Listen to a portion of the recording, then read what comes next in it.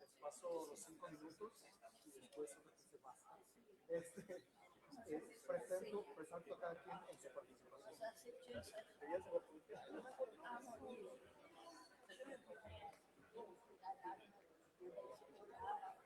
Sí, uno trata de hacerlo de todas maneras.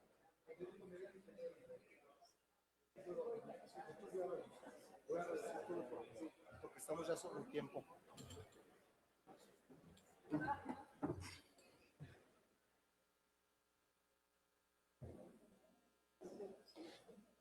Sí, bueno. Invito a los presentes a tomar asiento. Hermanos, hermanas, invito a los presentes a tomar su lugar porque estamos ya sobre el tiempo.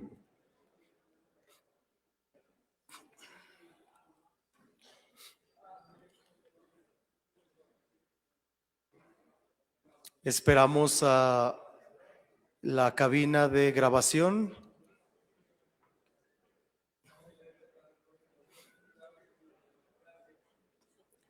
Hermanos, hermanas, por favor, tomemos asiento para continuar con la segunda parte de esta mañana de nuestro congreso.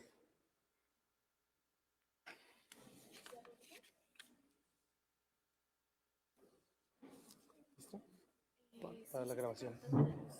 Sí. Ok. Okay. Pero nada más, sí, porque ahorita se desconectó, pero ya está funcionando.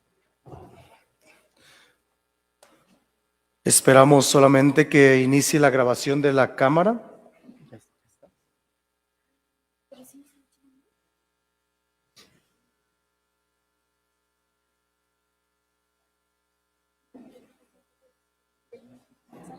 ¿Está grabando? Ah, okay.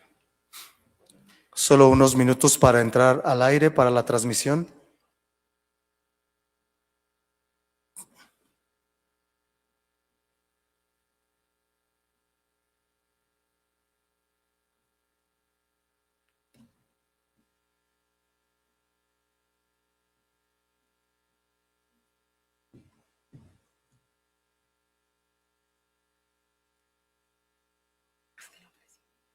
Yo lo presiono.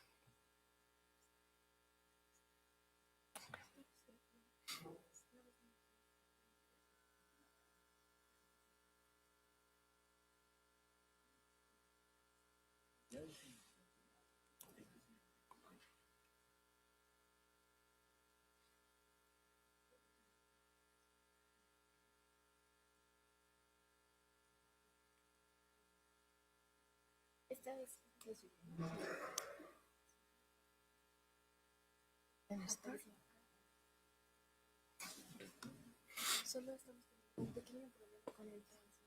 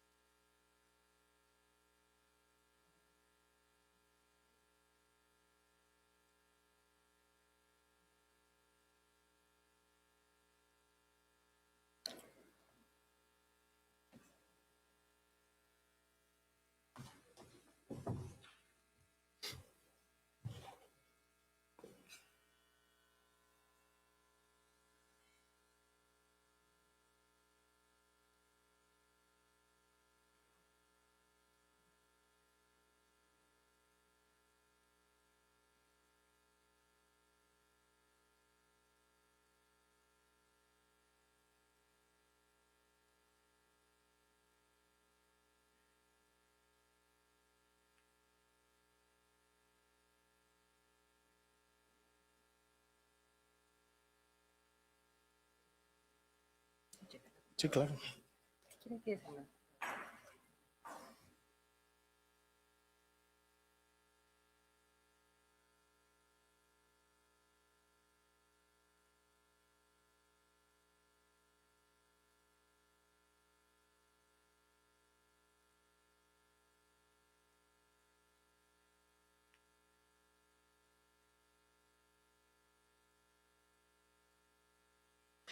Solo unos minutos que tienen que verificar que se esté grabando y haciendo la transmisión porque se está enviando a una plataforma donde muchas personas que no pudieron acceder al Congreso están participando.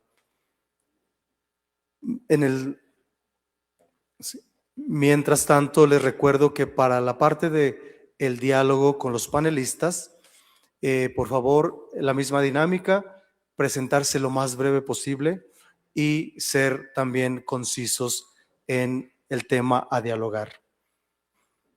Nuestra segunda parte es un panel donde tenemos 3 participantes. La dinámica es, yo presento a cada participante, ellos tendrán un espacio de 18 minutos y después haremos el diálogo con la asamblea.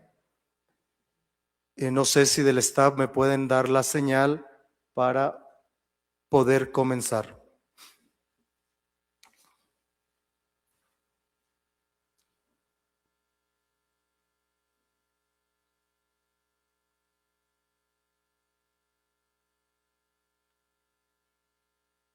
Muy bien, pues bienvenidos a esta segunda fase de nuestra mañana de este Congreso Guadalupano Teológico Pastoral. Este segundo momento es un panel donde se responderá a la pregunta: ¿cuál es el papel de la Virgen María en la vida de la Iglesia? Nuestro primer ponente es el padre Alexander Agui Melo, nacido en Río de Janeiro, Brasil, y desde el 2022 es superior general del Instituto Secular de los Padres de Schoenstatt, vive en Alemania. Es consejero de la Pontificia Academia Mariana Internacional, también es miembro de la Pontificia Comisión para América Latina. Él fue secretario general del Dicasterio para los Laicos, la Familia y la Vida. Tiene un doctorado en Mariología por la Universidad de Dayton.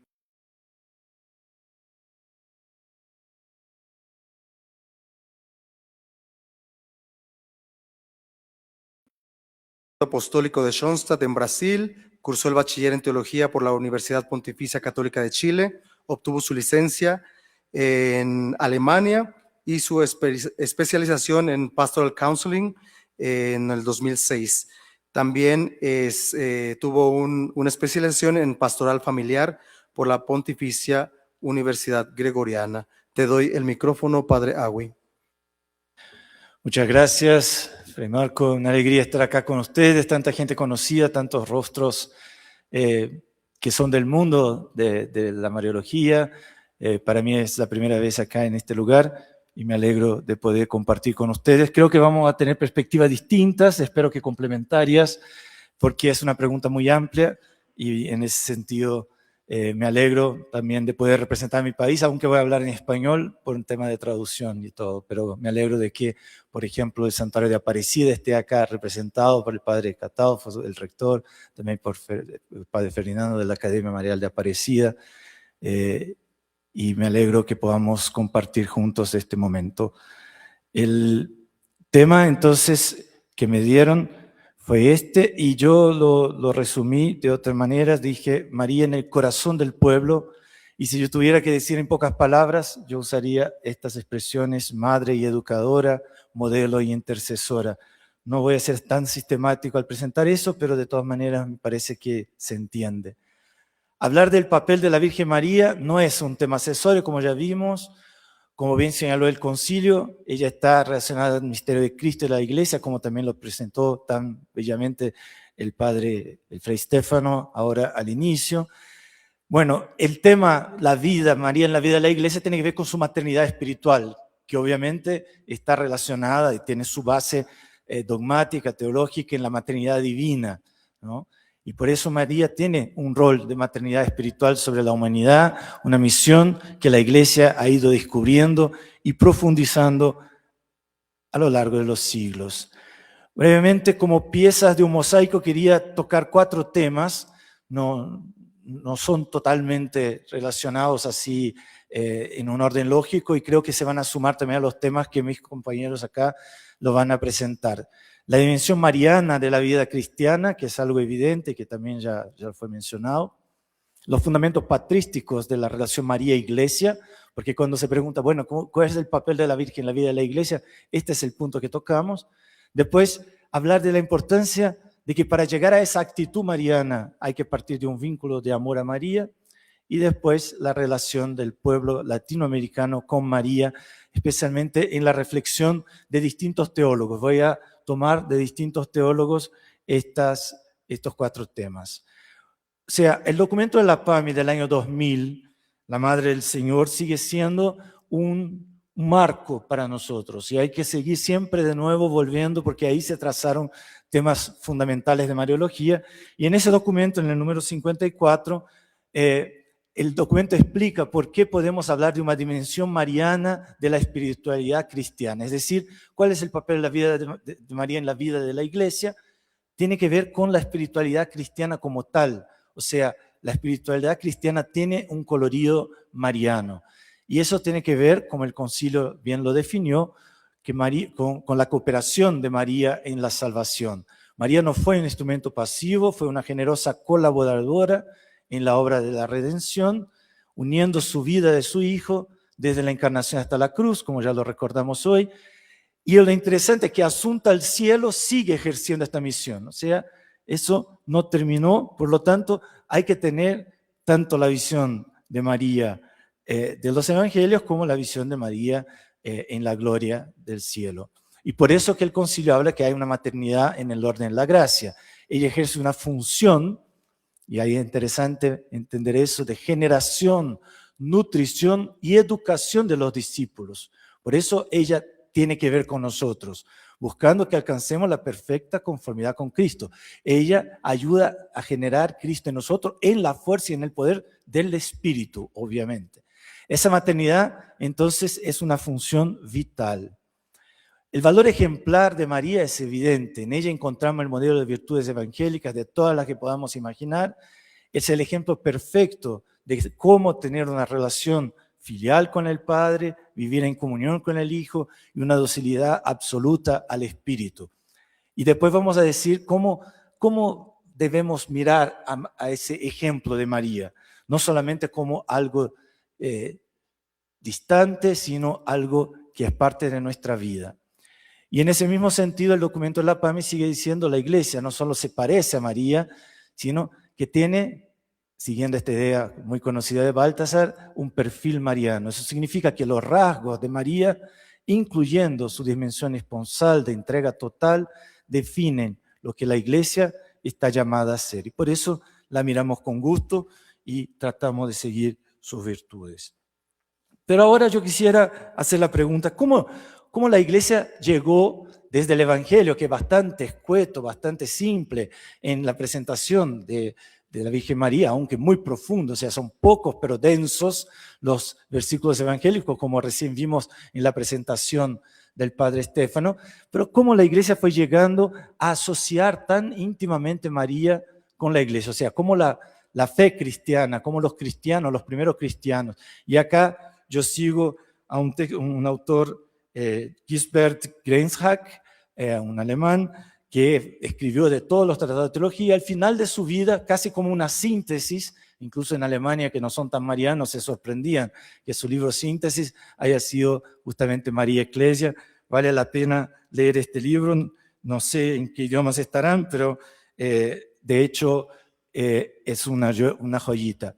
Y desde ahí, él va siguiendo en uno de sus capítulos el proceso que se dio en la Iglesia, ¿no?, de forma gradual y lenta, partiendo de la Sagrada Escritura, obviamente, y que finalmente en el Concilio Vaticano II se recuperó. Pero bien, volviendo al inicio de la Iglesia, el concilio optó por incluir la Mariología, entonces, dentro, como lo vimos, del documento sobre la Iglesia, justamente por esa fuerte unidad que existe entre María y la Iglesia.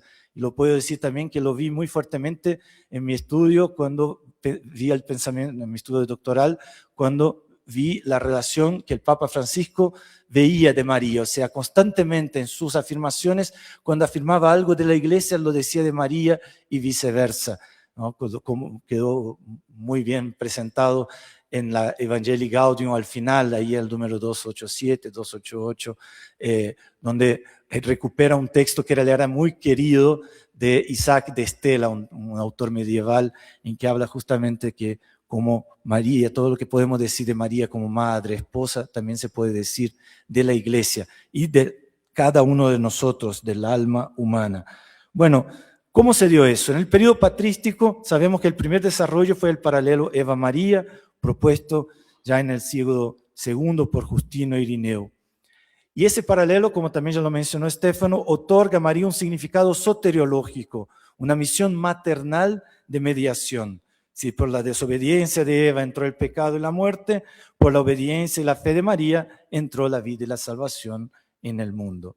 María entonces no actúa solo al inicio, sino que sigue contribuyendo activamente al plan de Dios, convirtiéndose en abogada de Eva, el título más antiguo, uno de los más antiguos, y nueva madre de los vivientes. También a partir de aquí surge el paralelo María-Iglesia. El significado soteriológico es también el de la Iglesia, que por la fe y el bautismo hace nacer a los hombres para la vida nueva en Cristo.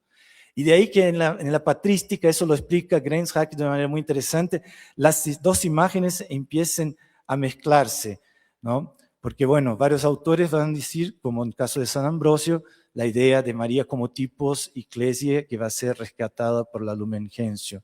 Y ahí los estudiosos no están totalmente de acuerdo en afirmar sin más una unidad e identidad total entre María y la Iglesia en el periodo patrístico. Parece más adecuada la postura de Markus Hoffmann, que defiende una Überblendung de las dos imágenes, o sea, una transición gradual de una imagen a la otra. María, Iglesia. O sea, entre los padres orientales predomina una estricta identificación, donde María, en algunos textos, simplemente es la Iglesia en su sentido más profundo, una especie de símbolo real del misterio eclesial. Entre los padres occidentales, Ambrosio, Agustín, mantienen la relación, pero con mayor diferenciación. Para Ambrosio, María es el ideal y la Iglesia su reflejo.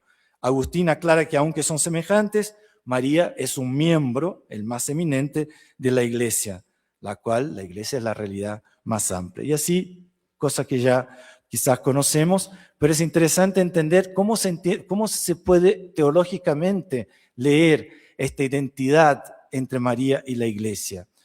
La teología sistemática explica esta relación a través del concepto de personalidad corporativa. María es una persona única que a la vez es la Iglesia en persona, como afirmó Ratzinger. María es, en el momento de su sí, Israel en persona, la Iglesia en persona y como persona. Mientras que la imagen del cuerpo de Cristo subraya la unidad de la Iglesia con su cabeza, María representa la diferencia esponsal frente a Cristo. Él es la criatura colmada del Espíritu en quien se ve lo máximo que Dios puede obrar en un ser humano. En su sí, María realiza el desponsorio de la humanidad con Dios, un acto personal que vale por todos y que la Iglesia, debido al pecado de sus miembros, no siempre logra alcanzar con la misma plenitud. La tercera pieza en el mosaico, del vínculo de amor a la actitud mariana. Acá sigo al padre Kentenich, fundador de Schoenstatt, pero también a Stefano de Fioris, que asume, que tiene una idea parecida, ¿no? Sin conocer obviamente al padre Kentenich. Acá un punto crucial para la pastoral mariana, cuando se habla de la vida de relación entre María y la Iglesia, la pastoral mariana contemporánea, un punto crucial que también se encuentra en De Fioris, es que la ejemplaridad de María no puede ser un imperativo categórico o un moralismo frío. Para que María realmente influya en la vida, es necesaria la primacía del vínculo de amor. Sin amor, la imitación es un imperativo categórico vacío. De hecho, en Puebla, la maternidad de María es focalizada en su carisma de educadora de la fe y pedagoga del Evangelio, número 290, por ejemplo. La Mariología de Puebla marcó un hito al presentar a María primero como madre, justamente por la influencia latinoamericana, o sea, es un documento latinoamericano, y luego como modelo. Este cambio de acento es pedagógico. Si no hay un vínculo de hijo cargado de afecto, el intento de imitar sus virtudes se vuelve una carga externa. Lo mismo también con la relación con Cristo, obviamente. Veamos lo que dice Stefano de Fiores cuando analiza el tema de la piedad popular en María en la teología contemporánea. Dice, la intuición central del pueblo, estamos hablando del pueblo de Dios, del pueblo sencillo que va a los santuarios, sobre María es sin duda la de haberla percibido en la fe como una persona viva, glorificada, dotada de poder y de bondad maternal, y por tanto capaz de intervenir en las vicisitudes humanas. Una piedad mariana puramente tipológica no tiene valor formativo, es una ilusión de pastoral. No basta decir, la Virgen es ejemplo de fidelidad a la palabra, de resedumbre, de dolor, etc. Por eso tenemos que imitarla. Si no se cultiva la vinculación, el cariño, el apego sano a la persona de María, la exigencia de imitación a un prototipo es un puro imperativo categórico.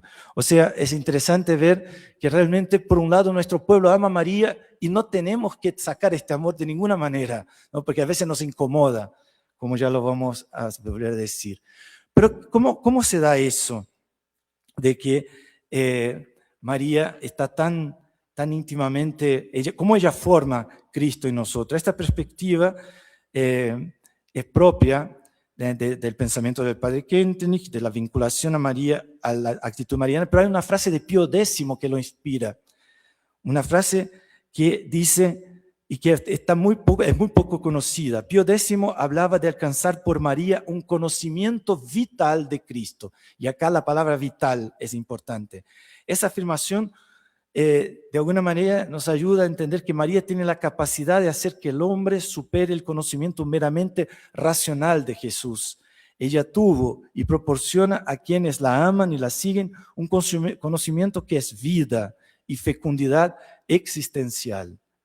En ese sentido, podemos decir que María es madre educadora que realiza este encargo siendo modelo, intercesora, educadora de la vitalidad que proviene del espíritu y que moviliza pedagógicamente la totalidad del ser. De esta forma, Kentenich llega a interpretar ahí tienes a tu madre de la cruz como ahí tienes a tu educadora. O sea, María no es solo la que protege, sino también la que educa, la que de alguna manera forma a Cristo en nosotros, que también nos educa en las actitudes marianas. Este es su propio carisma maternal para bautizar las fibras más íntimas de la persona y mover las conciencias.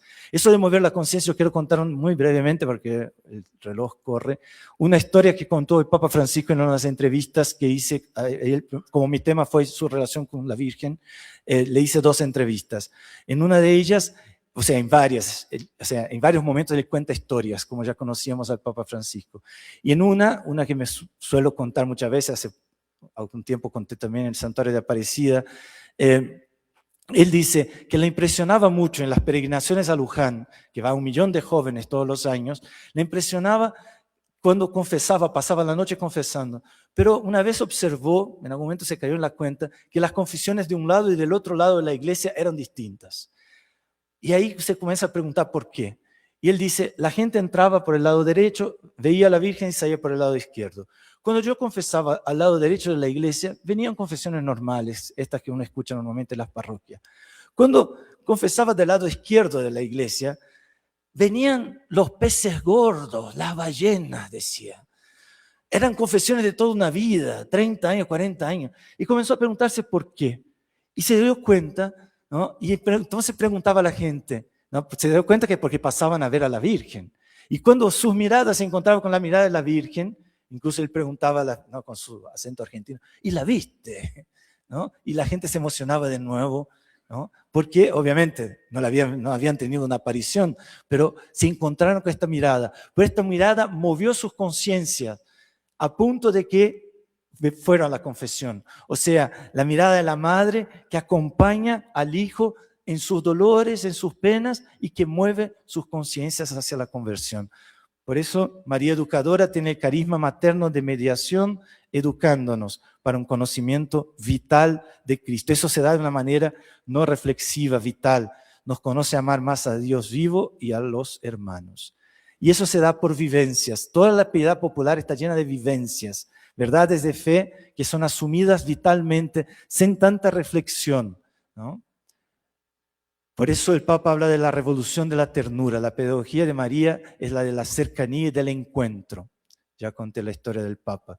Y un último teólogo que quisiera mencionar, que vale la pena profundizar, que ya participamos en una banca aquí con María Clara, el Rafael Tello, un teólogo argentino del inicio de la teología del pueblo, que fue profesor en Buenos Aires y que fue recuperado de alguna manera también por Francisco en los últimos años, los últimos 10 años. Él habla del desborde de amor. La piedad popular suele ser exuberante y a veces parece exagerada para los ojos racionalistas. Sin embargo, como decía Newman, el amor que no exagera no es verdadero amor. El pueblo ama a María con una pasión que desborda los límites teóricos, ¿no? Y Newman justifica eso, ¿no? La religión actúa sobre las emociones. ¿Y quién puede impedir que éstas, una vez que se despiertan, cobre fuerza y desborde, ¿no? Por eso a veces, teológicamente, cuando el pueblo escucha, esa es la madre de Dios, es comprensible que use el lenguaje cada vez más fuerte, que llegó a la exageración antes del concilio y por eso esa mariología tanto de las glorias. Pero bueno, de todas maneras es comprensible que en el lenguaje popular siga. Y siguiendo el sensus fidei, el pueblo posee un instinto de fe que le permite reconocer una persona viva, poderosa, maternal, capaz de intervenir en su historia. Es muy importante nosotros que estamos viendo el acontecimiento guadalupano y el fenómeno de la religiosidad popular en Latinoamérica, ¿por qué el pueblo le quiere tanto a María? No hay que seguir solo con nuestras categorías académicas, sino también ir a la cultura popular, porque en la cultura popular se accede a los contenidos de fe más por vía simbólica que por la razón instrumental. Y es por eso que en la boca del pueblo Dios y la Virgen viene fácil, que Dios te bendiga, que la Virgen te acompañe. Esto viene muy seguido y eso no siempre pasa por la distinción metafísica o catequética, ¿no? Muchas veces en el toque que un fiel hace a la Virgen, ahí puede ser que no esté todo el credo, pero está toda su vida. Es una adhesión de fe completa con todo lo que es. Y eso también es fe real y profunda, aunque no estén todos los contenidos. Por eso el pueblo entiende estos dos, Cristo y la María, unidos. No hay Cristo sin la Madre. No la ve solo como una intermediaria, sino que en ella también encuentra descanso y plenitud. Y por eso saborea la presencia de Dios. No voy a leer este texto, pero de todas maneras quisiera concluir. María es la madre en el corazón del pueblo. En el silencio del origen, un fiat se hace carne y la Virgen, siendo escala, se vuelve perfil de la iglesia, donde el Espíritu teje con hilos de gracia y de sangre una dimensión de madre que a todo cristiano abraza. Ella es la nueva Eva que desata los nudos antiguos, el tipo perfecto donde el pueblo de Dios se contempla. No es solo un modelo lejano de fríos vestigios, es la iglesia en persona que en el amor se revela. No busquemos imitarla por ley o mandato externo, dejemos que el vínculo de hijo transforme nuestra actitud, pues solo el amor nos lleva al conocimiento vital de Cristo. Y en los labios del pobre, donde Dios y la Virgen son uno, se abraza el misterio con un fuego que no sabe de exceso, pues en el corazón del pueblo no hay rincón inoportuno donde la madre no selle de Dios su beso fecundo, porque en el corazón de la fe no habita una idea sombría, sino el encuentro con Cristo y la presencia de María. Gracias por la atención de ustedes.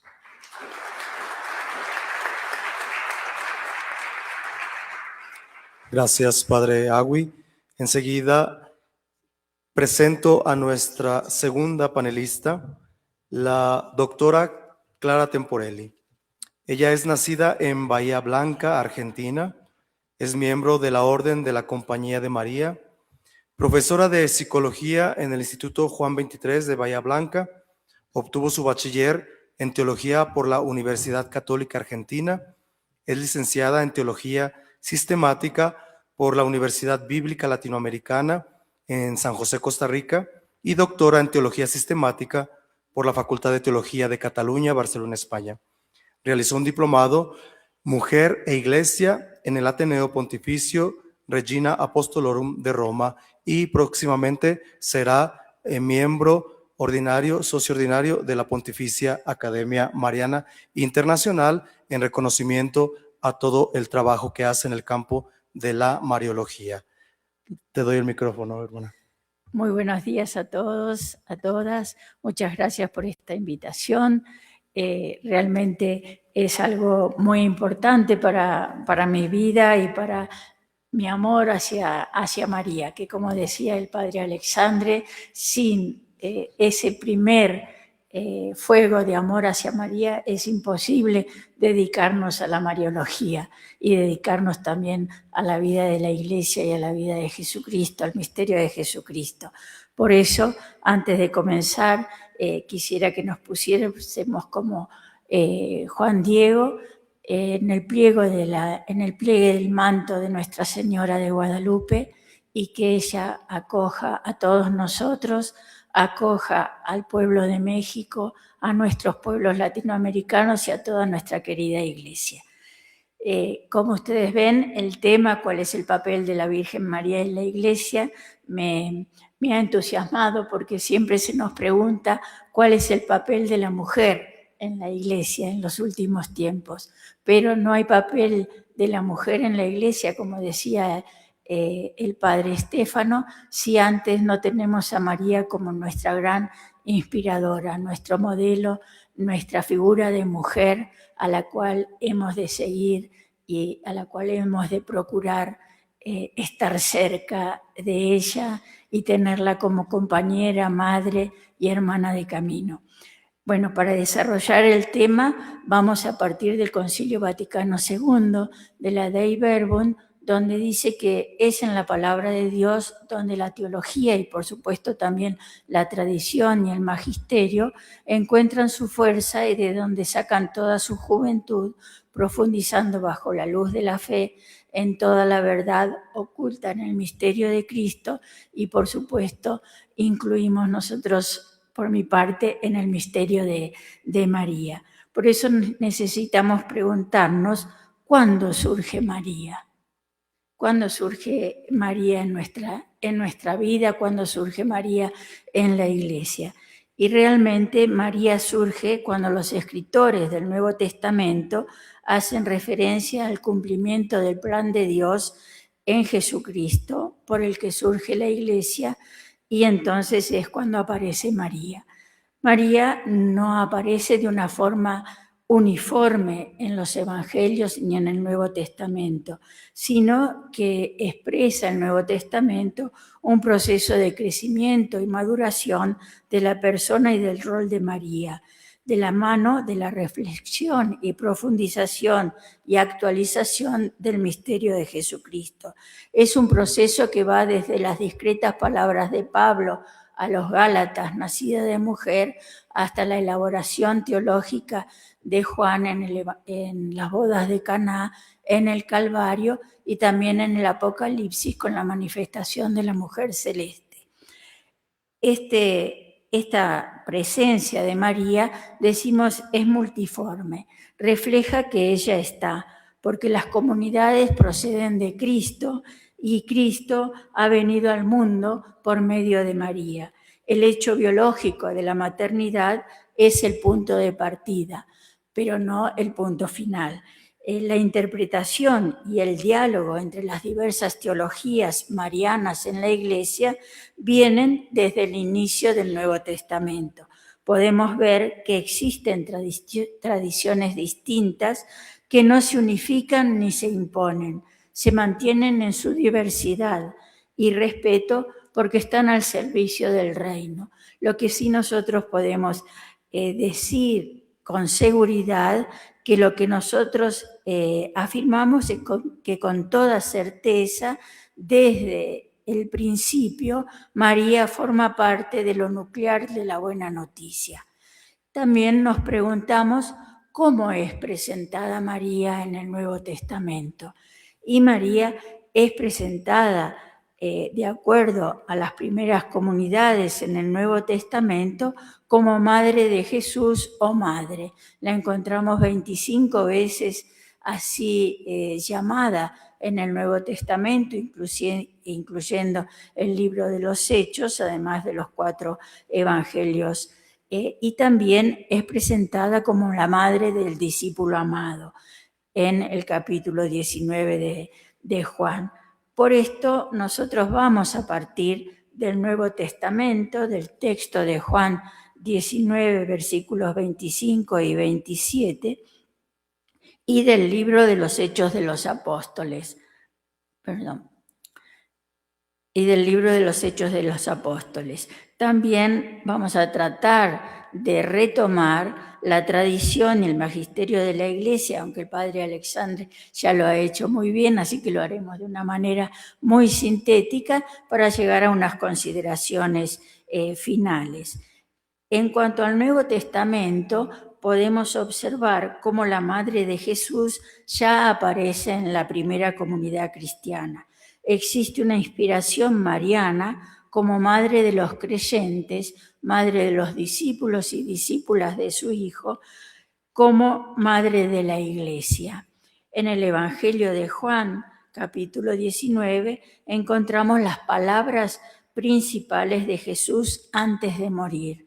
Mujer, ahí tienes a tu hijo, y dice al discípulo, ahí tienes a tu madre. Estas palabras reafirman la confirmación de la promesa hecha en Génesis, capítulo 3, versículo 15, de la mujer que aplastará la cabeza de la serpiente, que aplastará la cabeza del mal, lo cual se ve realizado en la expresión mujer de Juan 19, versículo 26, y también en las bodas de Caná. Vemos cómo María es presentada como mujer y será presentada como madre.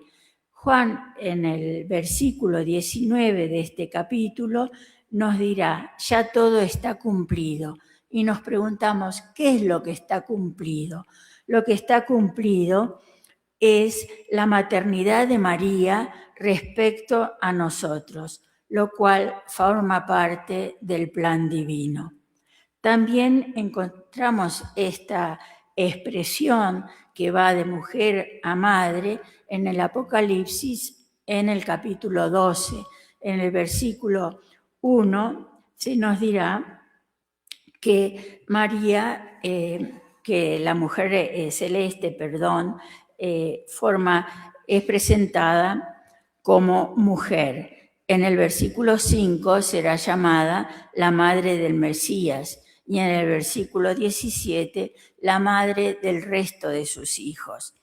Encontramos que al pie de la cruz María está junto a otras mujeres y el discípulo. Esas mujeres son, como sabemos, María la madre de Jesús, su hermana, María de Cleofás, María Magdalena y el discípulo. Es decir, ya tenemos 5 personas al pie de la cruz formando comunidad. La expresión clara de la formación de esta comunidad la encontramos en que y el discípulo la acogió en su casa. La casa, que es el lugar de reposo y de descanso, es el lugar del abrazo y el servicio, de la intimidad y el acompañamiento, de la familiaridad, del perdón y la reconciliación, de partir el pan y compartirlo. Es el lugar donde compartimos nuestros afectos, las pérdidas, los reencuentros, las vivencias, que también se refería el padre Alexandre. El discípulo la recibió en su casa, es decir, la acogió, la recibió en la fe. El discípulo acoge a Jesús, a su palabra y a su madre. Con estas palabras, en el versículo 27 se da inicio a la actividad comunitaria. María le ha de enseñar al discípulo lo que es ser su hijo. También nos decía, como el documento de Puebla nos la presenta, como madre y educadora. Jesús la presenta así, como madre y maestra, aquella que ha escuchado la palabra de Dios y la ha puesto en práctica, condición de todo discípulo y discípula. Al discípulo le corresponde recibirla y estar con ella en la intimidad de su casa, en su comunidad, compartir su fe, compartir los recuerdos y las vivencias que tienen de Jesús. María, las mujeres y el discípulo son la expresión de la nueva comunidad, del valor que tiene en esa comunidad el ser discípulo o discípula y la presencia de María como madre en medio de ella. Por eso el Papa Francisco nos recordaba, nos dirá que Jesús, muriendo en la cruz, nos ha dado a María como madre, diciendo: he ahí a tu madre. Este es el testamento de Jesús, quien da al mundo una madre. María, al pie de la cruz, vuelve a decir: aquí estoy, heme aquí, como pronunció en la Anunciación, como respuesta a la invitación e iniciativa de Dios de ser la madre del Mesías. La fe de María crece y madura en los acontecimientos de la vida, en los acontecimientos de su vida. Está de pie junto a la cruz y recibe una nueva misión que la configura como madre de la Iglesia. El cuarto evangelio tiene una palabra sobre María que es preparación e inicio de lo que será la actividad comunitaria que se desarrollará en el libro de los Hechos. Por eso también en el versículo 28 de Juan nos dirá: después de esto, y nos preguntamos, ¿y después de esto qué es?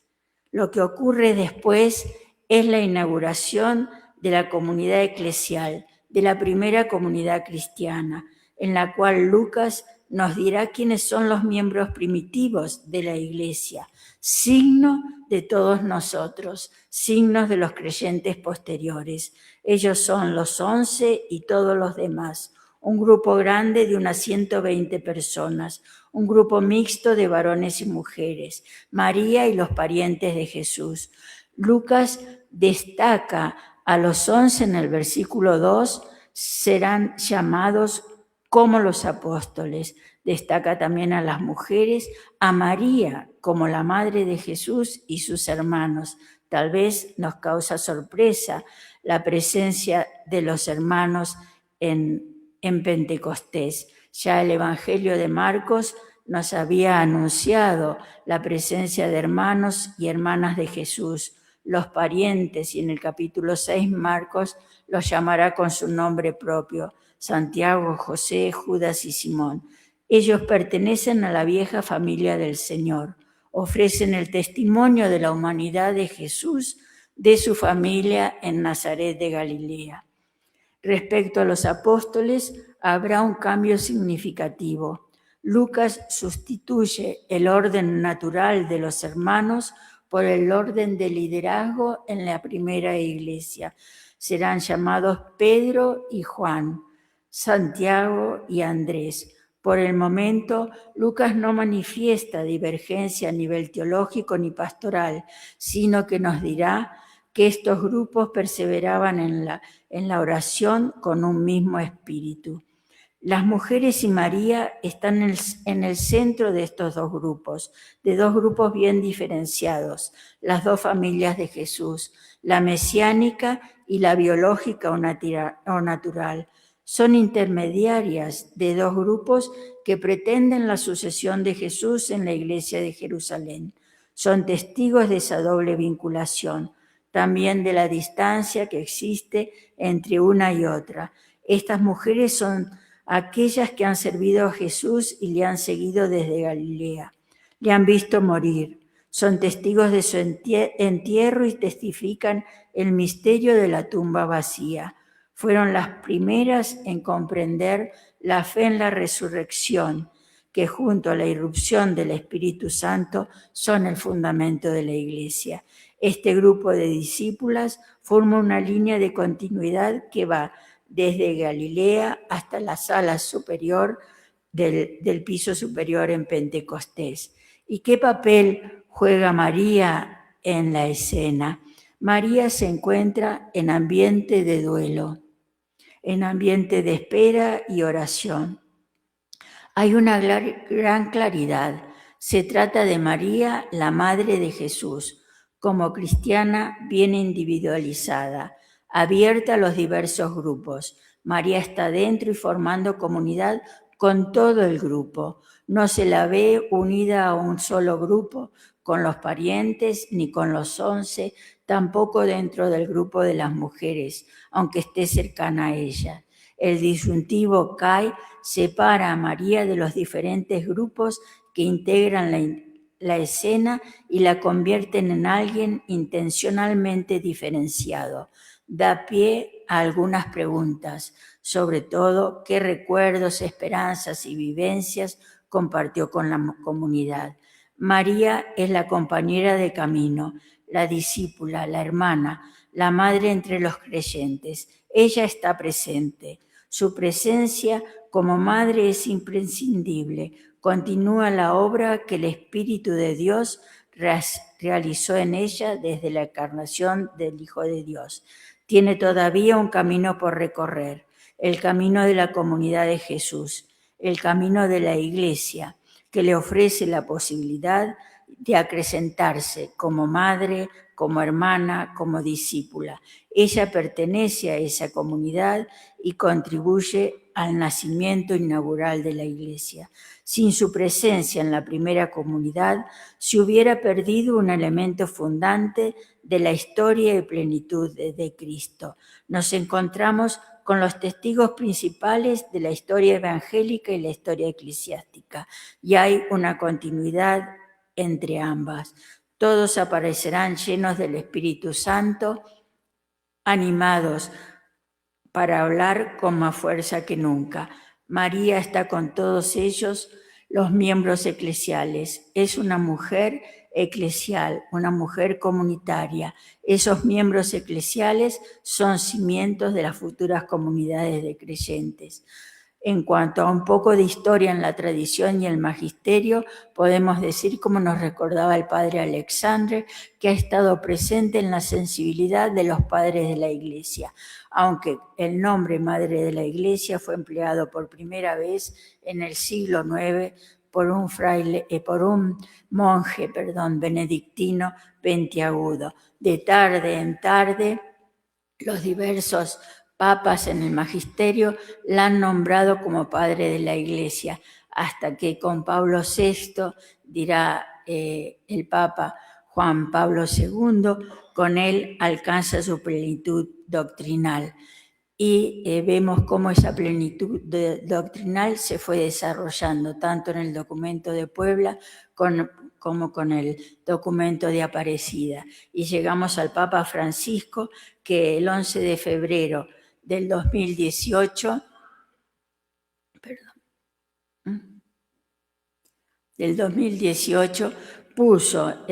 estableció oficialmente la celebración de Santa María, Madre de la Iglesia, en el calendario eclesial, el lunes después de Pentecostés, para enfatizar el rol materno de María en la vida de los creyentes. El Papa Francisco hace obligatoria esta memoria, fundamentándose en el Evangelio de Juan, en el capítulo 19. También tenemos que la nueva nota del Dicasterio para la Doctrina de la Fe refuerza los títulos marianos de María como Madre de los creyentes y Madre del pueblo fiel. Tenemos como consideraciones finales, podemos afirmar que la Iglesia tiene necesidad de María en la valoración efectiva de su presencia materna, de su presencia gratuita y discerniente, necesaria en la comunidad de la cual es madre, discípula y hermana. en el término Madre de todos los creyentes y Madre de la Iglesia, tenemos el título verdaderamente principal y original de María, fundamento de una visión desde los criterios bíblicos. Podemos decir que la maternidad de María no se agota con la generación del Cristo físico, sino que ese Cristo es cabeza del cuerpo, que es la Iglesia. Por eso su maternidad se extiende de forma analógica a todos los miembros de ese cuerpo sin extensión. Por lo cual seguimos afirmando que el papel de María en la Iglesia es que es nuestra madre, madre de los creyentes y, como diría San Agustín, madre del pueblo fiel.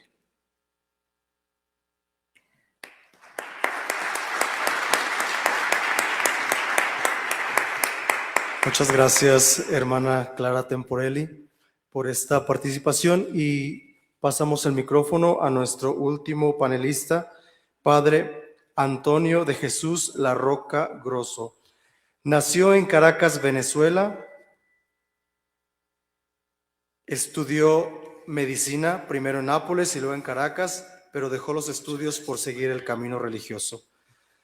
Estudió de licenciatura y doctorado en Sacra Teología Dogmática con mención en Mariología por la Universidad de Dayton, Ohio, afiliada al Marianum de Roma en el 2001. Es cofundador de la Asociación de Fieles al Servicio de María Corredentora, Reina de la Paz, en 1987. Cofundador del Centro de Estudios Marianos, fundador de la Pastoral Mariana de la Arquidiócesis de Barquisimeto y docente de Mariología en el Seminario Divina Pastora. También es miembro de la Pontificia Academia Mariana Internacional y miembro de la Sociedad Mariológica de los Estados Unidos. Adelante, Padre. Muy buenas tardes a todos. Muy buenas tardes a todos. Gracias por la invitación que me han hecho. Este panel, ¿cuál es el papel de la Virgen María en la vida de la Iglesia?, es muy interesante por su amplitud. Quise condensar esta intervención hablando de la Virgen María, Nuestra Señora de Guadalupe, conciencia escatológica maternal de la Iglesia latinoamericana. Pongo el acento sobre la conciencia humana. La conciencia que Jesús tenía de sí mismo y de su misión está profundamente enlazada a la conciencia que la Iglesia desde su comienzo tenía de Jesús. Y allí la importancia de los testigos presenciales del misterio de la Encarnación y de la Iglesia naciente, como María, la mujer, los familiares de Jesús, los apóstoles, cooperadores de la obra de la redención de Cristo, que han promovido la tradición y el magisterio en su íter histórico. Este tema, tomado por la Comisión Teológica Internacional, la conciencia que Jesús tenía de sí mismo y de su misión. 4 proposiciones con comentario del año 1985. El Catecismo de la Iglesia Católica nos recuerda que la conciencia es una ley de nuestro espíritu, pero que va más allá de él. No, nos da órdenes, significa responsabilidad y deber, temor y esperanza. La conciencia es la mensajera del que tanto en el mundo de la naturaleza como en el de la gracia, a través de un velo nos habla, nos instruye y nos gobierna. La conciencia es el primero de todos los vicarios de Cristo, tomado de la carta al duque de Norfolk de San Juan Enrico Newman. Y en la Iglesia, ¿cuál fe es y será el papel de la Virgen María en la vida de la Iglesia y de su aporte consciente, libre y voluntario, de su ser discípula misionera, testigo veraz y promotor maternal del Evangelio? Desde el comienzo de su historia, la Iglesia está consciente del misterio de la primacía de la gracia en la evangelización, la celebración, el servicio a los pobres, papel fundamental que se cumple en María, la llena de gracia, redimida por Dios desde su concepción. La presencia virginal maternal de María in persona ecclesiae es la referencia cierta, esperanzadora del anuncio querigmático de la Anunciación y al pie de la cruz, y al comienzo de la Iglesia naciente, como nos relata el libro de los Hechos, que conlleva a la comunión, participación y misión de la Iglesia Universal Continental y local en camino, como nos recuerda la sinodalidad. Voy a utilizar algunos principios filosóficos teológicos para aclarar un poco lo que he querido transmitir. El principio de correlación y el proceso de la conciencia. El principio de correlación en teología y catequética nos ayuda a complementar la comprensión entre persona, conciencia, iglesia, historia, la doctrina, la devoción popular y la mariofanía.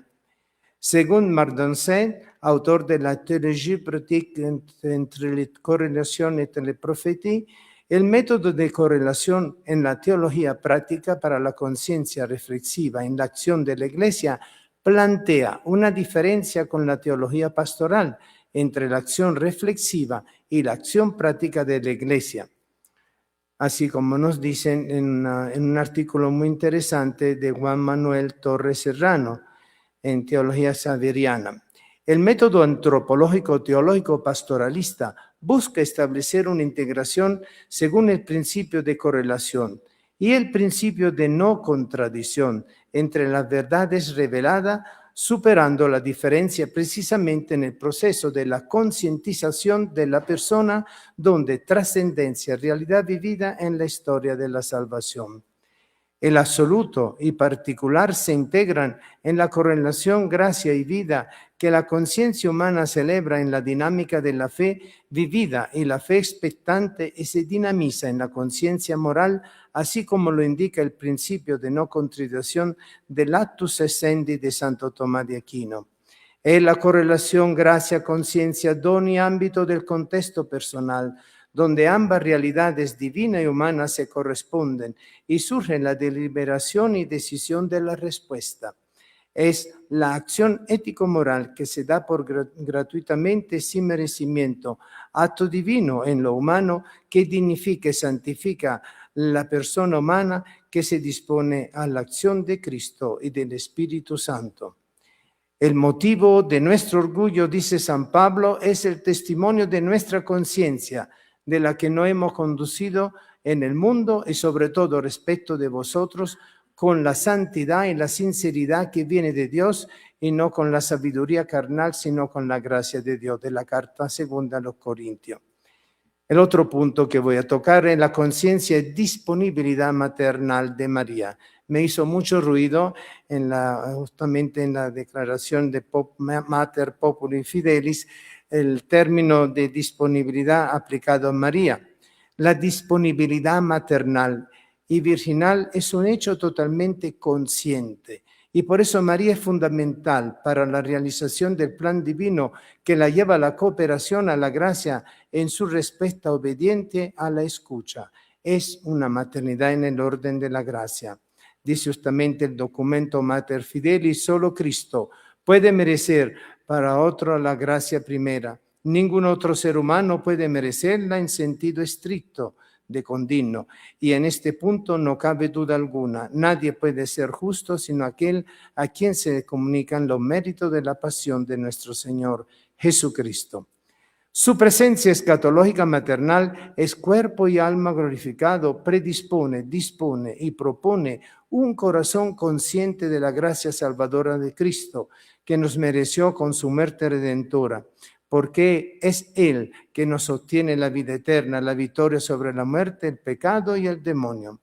María conoce y reconoce lo que recibió y lo vive acogiendo a los discípulos amados de todos los tiempos que su Hijo le confió como madre al pie de la cruz. Es la conciencia maternal que inspira el corazón de madre como la fuerza y unidad al misterio de la evangelización en acto. Las mariofanías son la realización escatológica pastoral del carácter de la maternidad dispositiva por obra y gracia del Espíritu Santo a lo largo del tiempo de la Iglesia hasta que Cristo vuelva.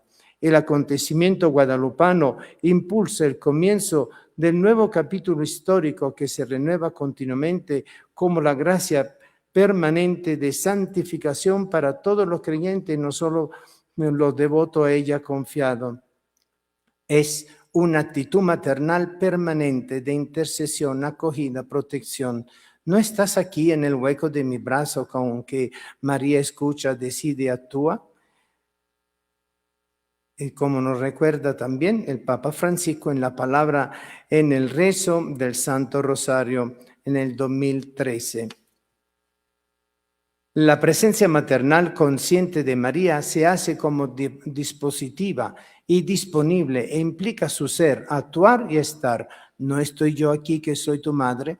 Prolongación actuante por su carácter de intercesión y protección maternal que nos ayuda a reconocer a Cristo su Hijo e Hijo del Padre, por quien se vive. Mensaje que expresa la gracia de la aparición guadalupana, despierta el corazón filial y fraternal y lo hace sensible y confiado donde somos hijos en el Hijo, presente sacramentalmente en la Iglesia y en su miembro. Es la gracia primera que antecede y realiza, acompaña y perfecciona la fe, la esperanza y la caridad. La preparación del hombre para acoger la gracia es ya una obra de la gracia. Esto es necesario para suscitar y sostener nuestra colaboración a la justificación mediante la fe, a la santificación mediante la caridad. Dios completa en nosotros lo que Él mismo comenzó, porque Él, por su acción, comienza haciendo que nosotros queramos y termina cooperando con nuestra voluntad ya convertida, como nos recuerda San Agustín de Gracia et Libero Arbitrio. Por esto María libremente coopera y acoge la libre iniciativa de Dios en su ser y la incorpora a su conciencia como don del Espíritu Santo. Es la gracia que nos justifica y nos santifica, igual que María, primera iglesia. Otro punto, la conciencia escatológica de María en la iglesia latinoamericana. La iglesia encuentra en María, por ver en ella la promesa cumplida, un motivo también de veneración y alabanza. Esto alimenta la esperanza y el consuelo, porque María es el ícono escatológico de la iglesia. Viendo a María, vemos el futuro glorioso de la iglesia, de todos nosotros como iglesia de Cristo.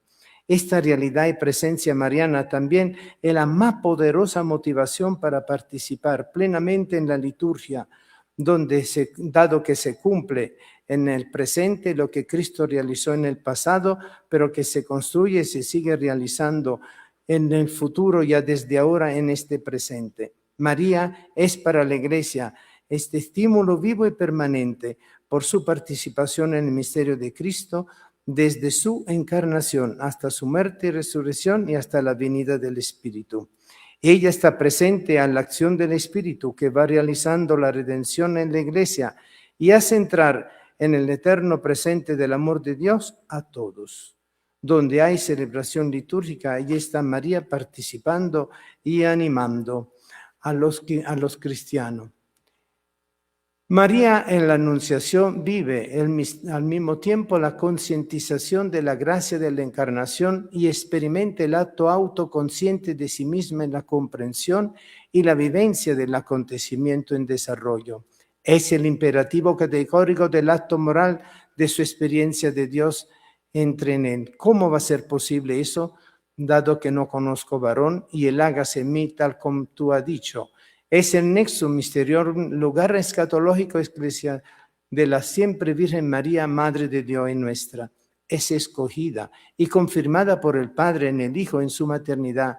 Desde la boda de Caná, hagan lo que Él le diga, hasta ser crucificada en el Calvario, culminando con su muerte gloriosa primero, obedeciendo siempre al impulso fiel, amoroso, maternal de la voz de su conciencia. Luego, uniéndose por su gloriosa asunción a la creación entera, gime maternalmente dolores de parto, e igual de nosotros que ya hemos recibido el Espíritu Santo para que se cumplan nuestros derechos de hijos y la redención de nuestro cuerpo. De la carta a los Romanos 8, 22, 23. Concientización mística de los elementos iconográficos del ayate de San Juan Diego. La tilma guadalupana, señal viva de la conciencia que María tiene de la Iglesia y la Iglesia tiene de María, recoge y configura universalmente con la estrella marcada en ella los misterios gozosos, luminosos, dolorosos y gloriosos de la maternidad espiritual bajo el manto maternal como primicia de la gracia evangelizadora. La gracia florece en los corazones conscientes del amor de Dios para producir los frutos del Espíritu, con las flores del rosal en la montaña que San Juan Diego recoge a pesar del invierno, signo escatológico entre la primera y la segunda venida de Cristo. El santuario solicitado por la madre a Juan Diego, la casita de María, es un lugar de bendiciones, peregrinaciones, conversiones, santificaciones del pueblo de Dios. Es el jardín del amado donde amor con amor se paga. El tiempo del invierno y el signo de la floración del rosal configuran la gracia querigmática guadalupana en la época del contexto histórico de la aparición guadalupana en tierra americana de misión entre el 9 y 12 de diciembre del 1531, luego de la ruptura del enfriamiento de la conciencia católica europea a partir de la Reforma luterana. Por lo general se considera que la Reforma protestante empezó el 31 de octubre del 1517 con la publicación de las 95 tesis escrita por Lutero. Lutero fue excomulgado en el 1521 por el Papa León X. Es la respuesta del Espíritu que alimenta, sostiene y provee la gracia edificante para el pueblo de Dios que necesita. El acontecimiento mariofánico guadalupano es la primera catequesis querigmática, mistagógica, enculturada, original y originante de la evangelización de las Américas, tierra donde iba a prosperar el protestantismo histórico. Es un antecedente a considerar, preecuménico del encuentro de cultura y credos bajo la protección maternal y el influjo de la Virgen, bajo la vocación de Nuestra Señora de Guadalupe, que viene a transformar los corazones y renovar la conciencia eclesial. Por último, es necesario recalcar el testimonio pascual de San Juan Diego, testigo humilde y sencillo, consciente del mandato recibido de su condición. Hoja pequeña soy, que lo ubica en el paradigma guadalupano y en el lugar preciso que le corresponde como miembro de un pueblo mariano santo y dispuesto. El Nican Mopuja presenta el mensaje del acontecimiento guadalupano. Es la expresión maternal directa de este desarrollo de la conciencia eclesial que une, porque el motor del crecimiento es el amor divino, es el Espíritu Santo, experimentan la presencia amorosa de Cristo, como nos recuerda el cardenal Lozano Barragán. San Juan Diego es enviado por la Virgen María a vivir la experiencia del discípulo misionero que anuncia lo que ha vivido y lo que se pide a la Iglesia para vivir. La Iglesia de Cristo emerge y se renueva permanentemente desde esta concientización amorosa de su maternidad original, virginal, y que motiva la perfección progresiva en el mismo acto de amor recíproco por la obra y gracia del Espíritu Santo que santifica. Es la esponsalidad mística, antropológica y eclesial que se hace fecunda en la filiación y fraternización, mirando a Dios y dejándose mirar por Dios. Con María y como María, Iglesia, en la correspondencia mutua, como nos recuerda el Cantar de los Cantares. Ella se prefigura, figura y configura escatológicamente la Iglesia desde su Inmaculada Concepción, su gloriosa Asunción, Iglesia del Hijo del Hombre, Iglesia predestinada en el amor, la Iglesia pascual, martirial y escatológica. Entonces hay una relación profunda entre espiritualidad, conciencia y pastoralidad mariana guadalupana. No voy a entrar a profundizar el punto porque no me alcanza el tiempo. Y después trato la conciencia del amor recíproco filial maternal que María despierta en nuestra conciencia. La intersubjetividad del personalismo filosófico-teológico pone en evidencia la importancia de la acción recíproca que suscita el Espíritu Santo en Cristo en la conciencia, en la mente y en el corazón del hombre, de fe que coopera a la obra de la redención. María es la primera creyente modelo de fe viva que coopera conscientemente a la fe de la Iglesia, promoviendo la disposición a la acción del Espíritu Santo Paráclito, motor del amor recíproco filial fraternal. Esta reflexión de la reciprocidad interactuante e intersubjetiva relacionada a la realidad de la conciencia de la Virgen María se pone en evidencia en lo que dice San Lucas, en el guardar todas las cosas en su corazón traspasado por la gracia de la palabra, de la encarnación redentiva y con la fuerza y la audacia profética del Espíritu Santo, y que la Virgen María, Virgen desposada y Madre y Virgen en el Espíritu, comparte abiertamente con los discípulos desde Pentecostés.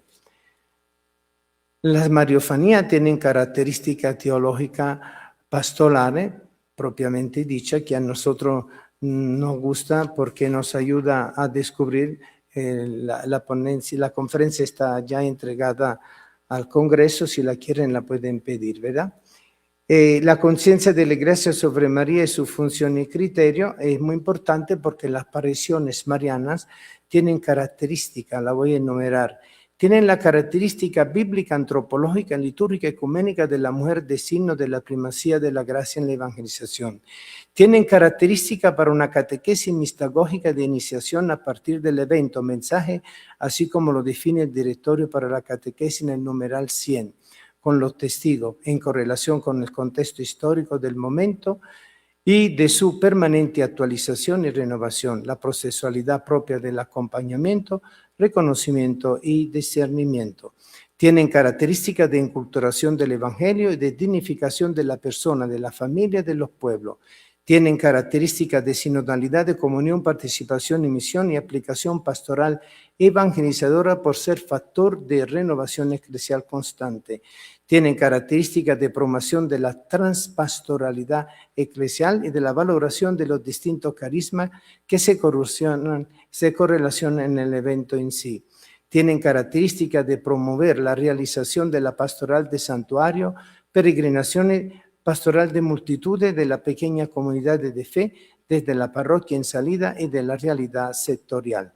Tienen características para impulsar la vida cristiana en la vida sacramental de fe, esperanza y caridad, en el camino de la conversión personal, pastoral y social.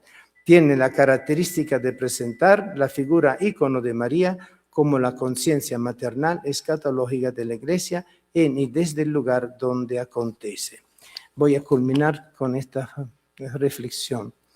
Nuestra Señora de Guadalupe es un acontecimiento para la humanidad sufriente, perseguida, adolorida y alegre, creyente en Latinoamérica, una iglesia en salida para todo. Tomemos conciencia de la gracia guadalupana que el Señor nos ha concedido y que María Iglesia nos ofrece. Cristo dijo en la cruz, Eloí, Eloí, lama sabachthani, y mirando agonizando a su madre, ella le dijo con su mirada, ¿y no estoy aquí yo que soy tu madre? Muchas gracias.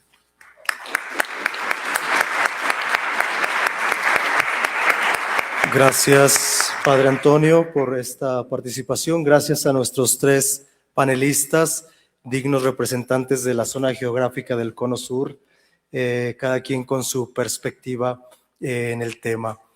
Como siempre en los congresos, el principal enemigo es el tiempo. Estamos ya sobre el tiempo, pero creo que podemos tener 15 minutos para diálogo, si su eminencia nos permite. Tenemos 10, 15 minutos para un breve diálogo.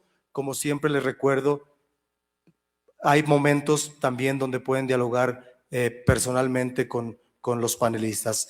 Entonces, seguimos la misma dinámica. Y se presentan brevemente y dicen a quién va dirigida la palabra. La sección D. Gracias, padre. Hugo Avendaño, rector de la Universidad Intercontinental. Estoy conmovido por la sencillez con que han planteado estos temas. Hago referencia, soy laico, hago referencia a la piedad popular, a la cual considero tierra sagrada en donde hay una semilla que bien cuidada puede convertirse en una fe madura. Pero igual que el Evangelio, si no se cuida, esa semilla puede ser secada y atacada por la hierba mala. Y después hago referencia con San Juan Diego, pues un laico que seguramente se parecía mucho a las miles de personas que hoy van, por ejemplo, a la Basílica de Guadalupe. Entonces yo quisiera escuchar sus experiencias de vida en el acompañamiento de la maduración de la fe, en sus contextos, y cómo esto también, pues es una tarea de iglesia. Digo, aquí hay pastores, hay sacerdotes, etcétera, pero yo quiero ampliarlo, es decir, los laicos, los movimientos laicales, sus experiencias de vida a mí me enriquecerían mucho. Gracias. No sé quién guste responder.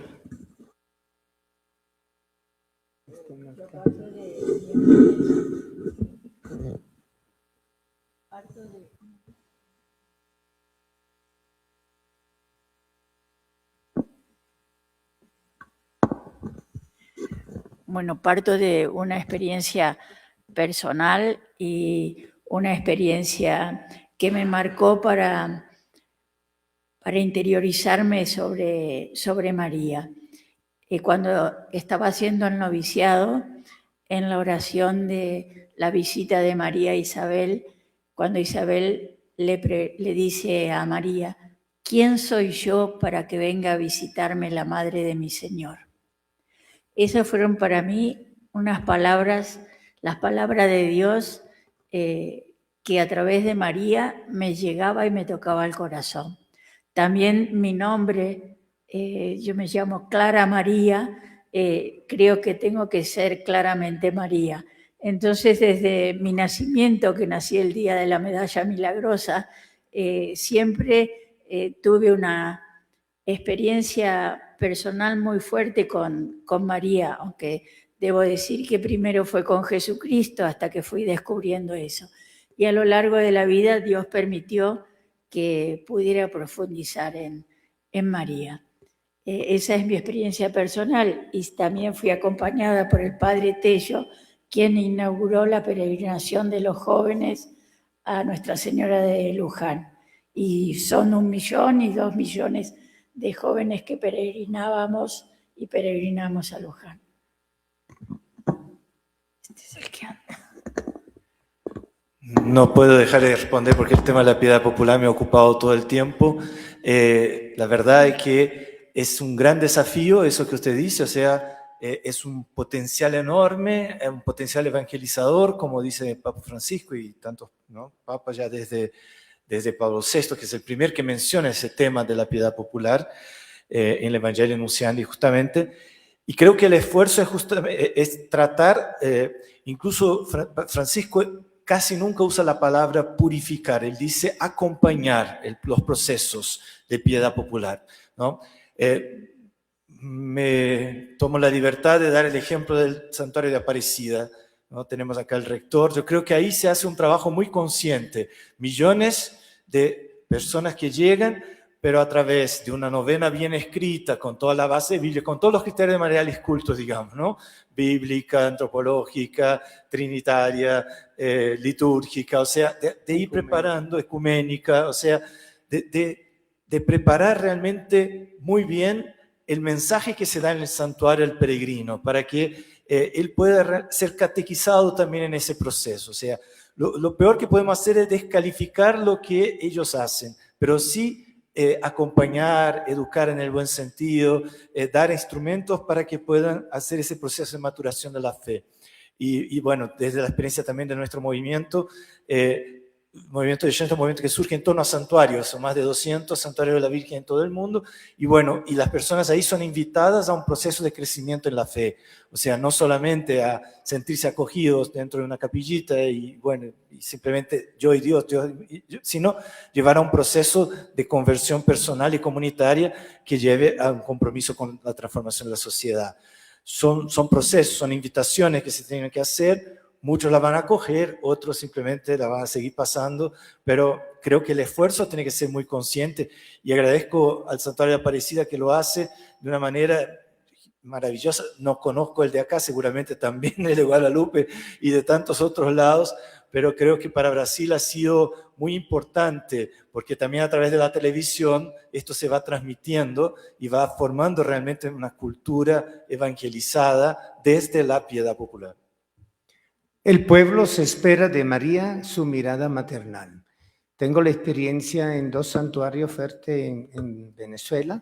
En nuestra arquidiócesis de Barquisimeto está la devoción de Nuestra Señora bajo la vocación de Divina Pastora de las Almas, que cada 14 de enero se celebra, y van 2 o 3 millones de personas en la procesión. Y tomamos en serio en la comisión desde hace más de 20 años toda esta actitud de la evangelización y de lo que se puede realizar pastoralmente a lo largo de la procesión. Especialmente lo que dijo el Papa Francisco, la santuarización de las procesiones, ¿verdad? Que es una forma para poder ayudar el camino de la devoción en la conciencia de que somos pueblo de Dios, somos hijos de Dios. Y le puedo decir que allí, este año estuve confesando el 9, 10 y 11 de enero previamente, y allí la gente venía a más que a decir pecado, a quejarse, a sentir su sufrimiento y a ponerlo a los pies de María. Es un sentimiento increíble que el pueblo vive y que lo siente continuamente, se siente acompañado. Y en el santuario de Nuestra Señora de Coromoto, nacional, aparecida en Venezuela en el año 1652, tengo la misma experiencia en las confesiones, personas que nunca se habían confesado desde su primera comunión y que llegan con el deseo de confesarse, vienen con el deseo de reconciliarse con Dios, inspirado por la presencia maternal de María, Nuestra Señora de Coromoto. Es lo que puedo decir. En mi experiencia personal, bueno, soy huérfano desde los 7 años y conozco la viudez y conozco la orfandad. Y comprendí que Jesús quería que yo compartiera la viudez de su mamá y su orfandad, pero que para nosotros fue un camino que nos ha iluminado espiritualmente y pastoralmente. Tenemos solamente para una última la sección, sí. Okay. Disculpen por el tiempo. Muchísimas gracias. Ante la pregunta, ¿cuál es el papel? Disculpen, Dora Tovar, doctora en Teología Dogmática y actualmente directora de la Oficina para el Ministerio Hispano de la Diócesis de Austin, consultora para el Subcomité de Asuntos Hispanos de la Conferencia Episcopal de los Estados Unidos. Respecto al tema que nos ocupa en este panel de cuál es el papel de la Virgen María en la Iglesia, a veces algunos teólogos y personas ven como una dificultad de encontrar la correlación entre la acción maternal de la Virgen María en la Iglesia y la acción del Espíritu Santo, ¿no? Porque, bueno, se dice la Iglesia nace de Pentecostés y al mismo tiempo María es la madre de la Iglesia. En la presentación del Padre Antonio Jesús escuché algunas respuestas de cómo mirar la correlación entre la acción maternal de María y la acción del Espíritu, que es el que nos une a Cristo, ¿verdad? Pero también decimos a Jesús por María. Entonces, mi pregunta va, ¿cómo, qué terminología teológica y pastoral sería conveniente para no poner a María a competir con el Espíritu Santo? No sé si me explico. El Padre Antonio Jesús ya usó expresiones muy interesantes como María promueve la acción del Espíritu Santo, pero quisiera oír más sugerencias. Muchas gracias. ¿Cómo que tengo que ser yo que responda? Sí. Bien, bueno, la acción del Espíritu es increíble porque muchas veces nosotros no captamos. La intuición es la manera con la cual el Espíritu actúa en nosotros y que se manifiesta después en el don del discernimiento. Eso es una acción que acontece en la conciencia moral de la persona. Muy bien, el presbítero Monseñor Raniero Cantalamessa dijo en una catequesis al Papa hace años que el Espíritu Santo actuaba en la conciencia de la persona, porque el Espíritu Santo no puede aletear fuera de lo que es el libre arbitrio de la persona y no puede actuar por fuera de la libertad de la persona, sino actúa en sintonía, en reciprocidad. Entonces, ¿cómo el Espíritu Santo prácticamente motiva? Haciéndonos no solo recordar la memoria, sino la vivencia de la presencia maternal de María, que está allí como primacía de la gracia evangelizadora, como gracia de Dios actuante en nosotros. Pero obvio, si la conciencia de la persona está abierta, se abre la puerta del corazón. Pero si la conciencia de nuestro corazón no está abierta, la puerta del corazón no se abre. Y por eso entonces es un misterio. La conversión es un misterio y la acción del Espíritu sigue siendo un misterio creíble, invisiblemente visible y presencial en nosotros. Y María es testigo de eso y ella nos puede estar indicando el camino. Ahora bien, hablamos de catequesis mistagógica, ¿verdad? Y hablamos también de una catequesis querigmática, reconducir a una fundamentación bíblica a lo que son los mensajes de la Mariofanía, pero también hacer descubrir cómo esa acción del Espíritu mistagógicamente me está llevando al redescubrimiento de quién soy yo, quién es Dios para mí y qué es la Iglesia para mí. Es una gracia. Y le puedo decir que en el sacramento de la reconciliación, en la dirección espiritual y una acción pastoral adecuada se manifiesta la acción del Espíritu. Muy bien, pues agradecemos a nuestros panelistas una vez más. Por el tiempo no tendremos más espacio para el diálogo. Solamente antes de irnos al refectorio, recuerdo a los expositores de la tarde, si tienen presentaciones de PowerPoint, por favor mandarlas al email del Congreso. Está Padre Carlian, que las puede también recibir para tenerlas y poderlas ajustar. Nos vamos a un aperitivo y después pasamos al refectorio. Y nos vemos en el auditorio a las 3 de la tarde puntuales. Buen provecho. Gracias. Muchas gracias, Padre. Muy bien. Mira que era tanto contenido.